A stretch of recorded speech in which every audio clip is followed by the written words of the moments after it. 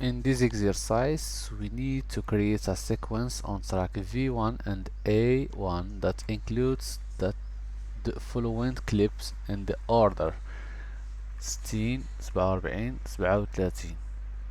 الوغ ممكن نصوبو السيكونس ديالنا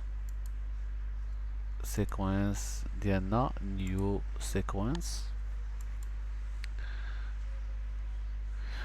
ايضا مادام اننا غنخدمو على هادي فيديو دو بريفيرونس نصوبو السيكونس ابارتير بلي فيديو. لي فيديو اللي عندنا هو 60 47 37. اذا غنمشيو ل 60 غنجليسيوها لهنايا تعطينا السيكونس اوتوماتيكمون وعطينا V1 and A1 وموراها 37 وموراها 47 بالتوالي بهذا الشكل.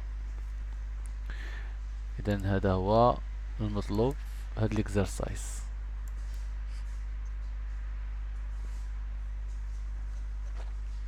60 37 47.